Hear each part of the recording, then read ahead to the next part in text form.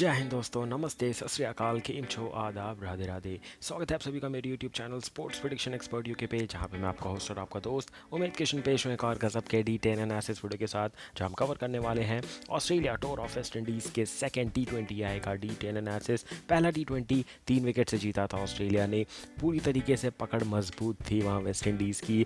आखिरी 16 गेंदों पर सिर्फ 7 रन बनते हैं, 4 विकेट गिरते हैं और सिर्फ 182 तक पहुँच पाती है वेस्ट इंडीज़ की टीम, जो कि एक फाइटिंग टोटल ज़रूर होता है। बट ऑस्ट्रेलिया फंस गई थी उस रन चेज में, और मिचेल ओवन और कैमरन ग्रीन ने शानदार पारी खेल के ऑस्ट्रेलिया को पहला टी20 आई भी जिता दिया। तो अब इस पूरे दौरे में अभी तक एक मैच भी वेस्ट इंडीज़ जीत नहीं पाई है। पहले 3 टेस्ट मैचेस हारे, उसके बाद अब पहला टी20 भी हार चुके हैं। तो चलिए करते हैं शुभारंभ इस गजब के एनालिसिस वीडियो का। Match prediction, team news, fantasy tips, grand league और स्मॉल लीग की बेस्ट चॉइसेस, सब कुछ कवर करने वालों एक धमाकेदार तरीके से। तो देर किस बात की, चलिए फटाफट से रफ्तार बढ़ेंगे और सारे पॉइंट्स को डिटेल में कवर करते हुए निकलेंगे हमारी ट्रेन अपने टॉपिक्स की ओर बिना किसी ब्रेक के। तो सबसे पहले बात करेंगे कि सबसे इंपॉर्टेंट टॉपिक है हमारा स्क्वाड का। स्क्वाड क्या है? वेस्ट इंडीज़ के पास प्लेयर बहुत अच्छे हैं, टी20 स्पेशलिस्ट टीम है, कैरिबियन पावर लेकर के आते हैं। बट जब प्लेइंग 11 बनाने की बारी आती है तो वहाँ कहीं ना कहीं चूक रह जाती है। वो चूक कैसी थी? ब्रेंडन किंग को खिलाया गया था पिछले मैच में शाय होप के साथ, बट मुझे लग रहा था इवन लुइस को मौका मिलना चाहिए, वो नहीं किया। 3 नंबर पर ऑस्टिन चेज, सवाल ही नहीं उठता कि 3 नंबर पर ऑस्टिन चेज कब से खेलने लगे भाई। जब वो पीक पे थे करियर के तब वो 6-7 नंबर बैटिंग करते थे। उनसे पहले कितने सारे प्लेयर, कार्लोस ब्रैथवेट हो गए, जेसन होल्डर हो गए, बहुत सारे प्लेयर हो गए जो उनसे पहले आके खेल के रिटायर भी हो चुके हैं लगभग। बट ये 6 या 7 नंबर खेलते थे। बट अब अचानक से 3 नंबर की पोजीशन दे दी गई है ऑस्टिन चेज को। 4 नंबर पर Shimron Hetmyer, then Robin Powell, Sherfane Rutherford. यहाँ मुझे लगता नहीं है कोई बदलाव होगा। बदलाव कहाँ हो सकता है? जेसन होल्डर की जगह पे रोमायरो शेफर्ड की जगह बन सकती है। मुझे थोड़े बहुत चांसेस नज़र आ रहे हैं जिस हिसाब से टीम मैनेजमेंट का डिस्कशन हुआ है, और साथ ही साथ नेट प्रैक्टिस देखने को मिली है, क्योंकि सेम वेन्यू पे मैच है। और वेस्ट इंडीज़ को अपनी कमी पता चल गई थी कि बैटिंग में थोड़ी और गहराई होती, एक और बॉलिंग ऑप्शन होता तो ये डिफेंड हो सकता था टोटल। तो बहुत कुछ सोचने के बाद मुझे लग रहा है रोमायरो शेफर्ड की जगह बनेगी अब प्लेइंग 11 में। देन आंद्रे रसल पक्का खेलेंगे सारे मैचेस, चाहे फॉर्म में रहे या ना रहे, क्योंकि इनका रिटायरमेंट होने वाला है सीरीज़ के बाद। देन गुदकेश मोती, अकील हुसैन एंड नवजारी जोसेफ संभालेंगे बॉलिंग की कमान। एक बदलाव मेरे हिसाब से होने वाला है, वो मैं आपको बता चुका हूँ, जहाँ पे रोमायरो शेफर्ड आएंगे जेसन होल्डर की जगह पे। इसके अलावा कोई खास बदलाव नहीं करेगी वेस्ट इंडीज़ की टीम। बड़े चेंजेस कर दिए तो मान लो अब ये जीत के लिए जा रहे हैं, और 4 मैचेस हार चुके हैं, 3 टेस्ट मैच और 1 टी20। तो अब संभावना थी चेंजेस की, तो हो सकते हैं बड़े चेंजेस भी देखने को मिल जाए। बात करेंगे ऑस्ट्रेलिया की, कुछ बिगड़ा नहीं है तो संभालना क्या है। बात सीधी सीधी आती है मैट शॉट की।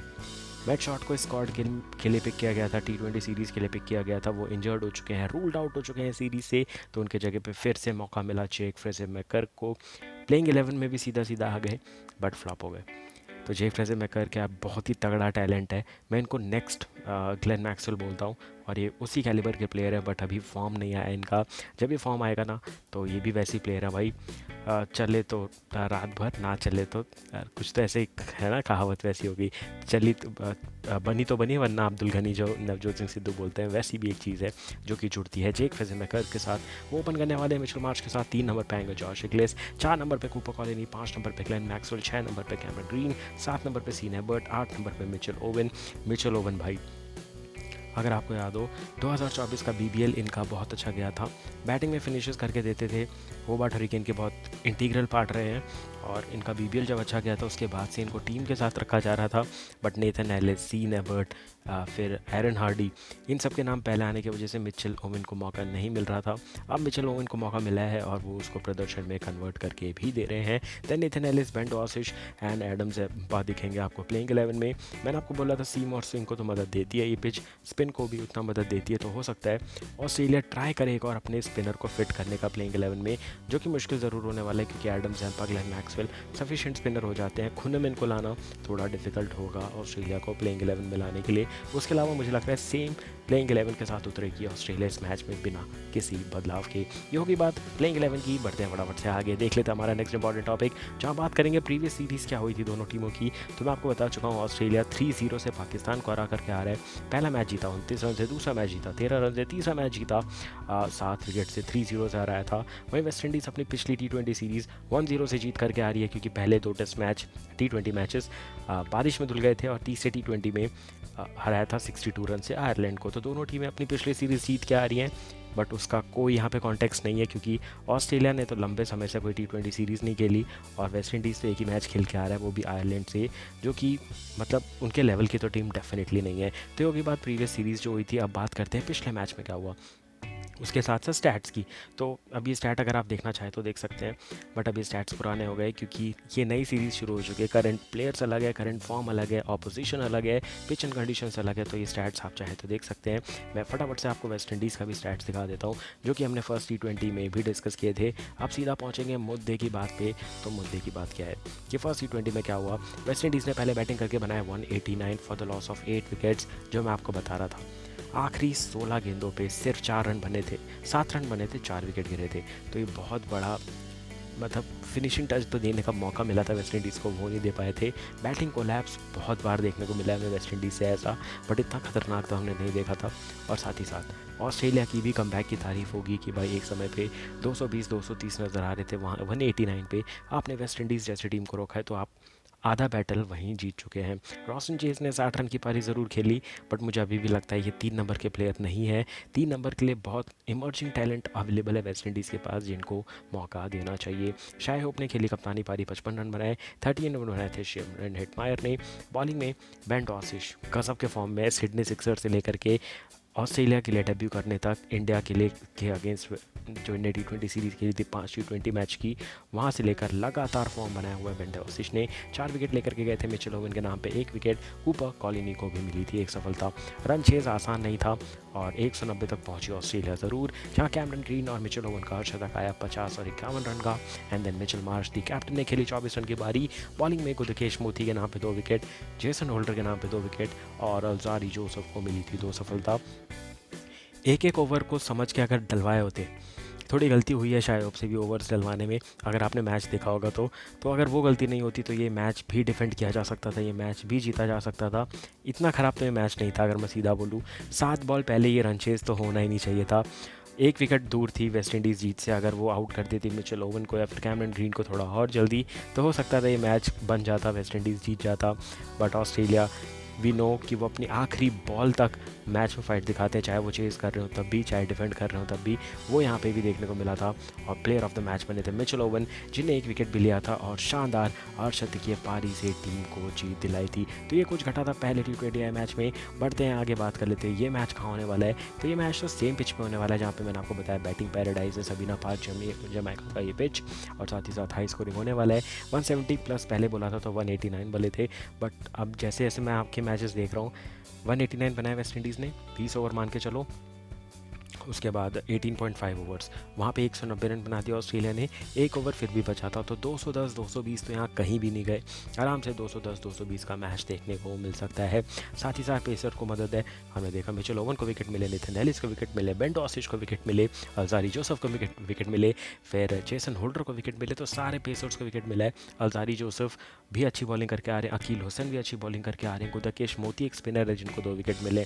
तो इस पिच पे ज़्यादा बॉल वाला पेसर कराएगा, बट स्पिनर भी ज़्यादा दूर नहीं रहने वाले हैं।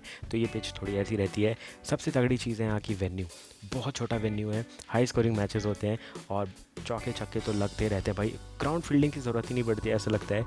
जो आकाश चोपड़ा कहते हैं दर्शक बने फील्डर, फील्डर बने दर्शक, वो यहाँ पे होता है भाई।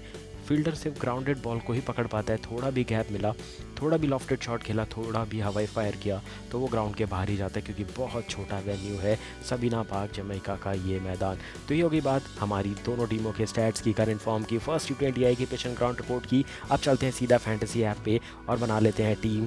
और इसकी याद रखिएगा फाइनल टीम आपको टेलीग्राम चैनल पे मिलेगी, जिसके लिंक आपको डिस्क्रिप्शन में मिलने वाली है।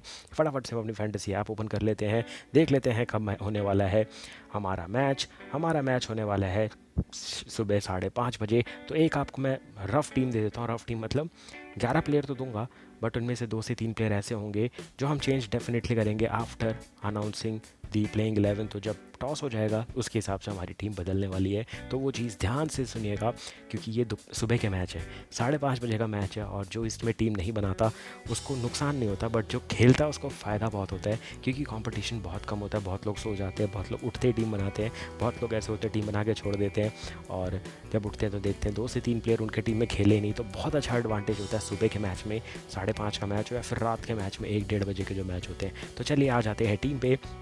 विकेट कीपर में जॉश इग्लिस और शाय होप का ऑप्शन है। मैं जाने वाला हूँ शाय होप के साथ, बट जॉश इग्लिस भी अच्छी बैटिंग कर रहे हैं, 3-4 नंबर तक वो भी आने वाले हैं। तो ऐसा नहीं है कि विकेट कीपर है तो बहुत नीचे बैटिंग करेंगे, तो आप दोनों में से किसी एक को ले सकते हैं।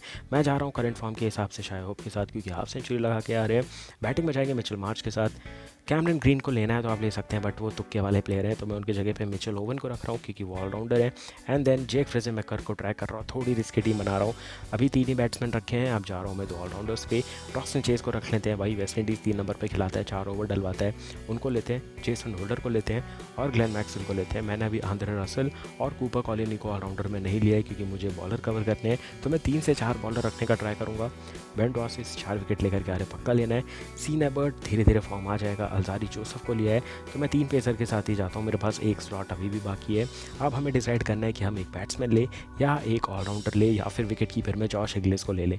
तो आंद्रे रसल को लिया जा सकता है, बट वो 7 नंबर पर बैटिंग कर रहे हैं, तो मैं रिस्क ले रहा हूँ, आंद्रे रसल को टीम में नहीं ले रहा हूँ। उसके बाद बात करेंगे कैमरन ग्रीन है हमारे पास, फिर रॉमन पॉवल है, शिमरन हिटमायर है। चलो इस मैच में जॉश इग्लिस के साथ जाते हैं। नहीं, चलो वेस्ट इंडीज़ के किसी प्लेयर के साथ जाते हैं। चलो ट्राई मारेंगे हम। मैं जो देख पा रहा हूँ शिमरन हिटमायर 5 नंबर पे खेलेंगे, क्या उनको लेना सही है या फिर ब्रैंडन किंग या फिर रॉमन पॉवल? मैं जाने का सोच रहा हूँ, चलो रसल को ले लो यार, आखिरी टेस्ट सीरीज T20 सीरीज़ है।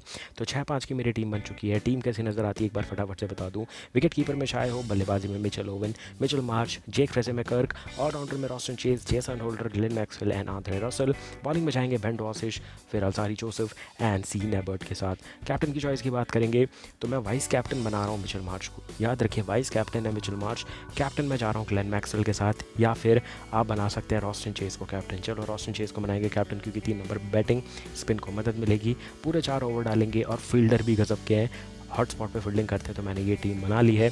और एक और बार अगर आपको मैं चेंजेस बता दूं जो आप चेंजेस कर सकते हैं, क्योंकि याद रखिए सुबह सुबह का मैच है, अगर टीम लेने में देरी होती है तो दिमाग में 1-2 प्लेयर डाल के रखो जिनको फटाफट से रिप्लेस कर देना, चाहे नींद में हो चाहे कहीं पे भी हो। विकेट कीपर में जॉश इग्लिस का ऑप्शन आपके पास, बैटिंग में ईमेल लुइस, रॉमन पॉवल और शिमरन हिटमायर का ऑप्शन है आपके पास, ऑलराउंडर में रोमारो शेफर्ड का ऑप्शन है, और बॉलिंग में तो बहुत ऑप्शन है, अकील हुसैन या फिर एडम जैम्पा को ले सकते हो टीम में। तो 4 से 5 रिप्लेसमेंट बैकअप प्लेयर ज़रूर से डाल के रखिएगा अपने ऐप में, ताकि वो ऑटोमेटिकली स्विच हो जाए अगर वो प्लेइंग 11 में ना हो। तो कैसे लगा अपडेट, कैसी लगी फैंटेसी टीम, कमेंट सेक्शन में कमेंट करके ज़रूर बताइएगा। कितनी की अर्निंग, कितनी और अर्निंग हो सकती है, कितना इन्वेस्ट करते हो, जितने भी सवाल हैं सब आप कमेंट सेक्शन में कमेंट करके पूछ सकते हैं। मिलूंगा बहुत जल्द आने वाले मैचेस के एनालिसिस के साथ, तब तक के लिए मुझे दीजिए इजाज़त। Thank you for watching, take care and bye bye.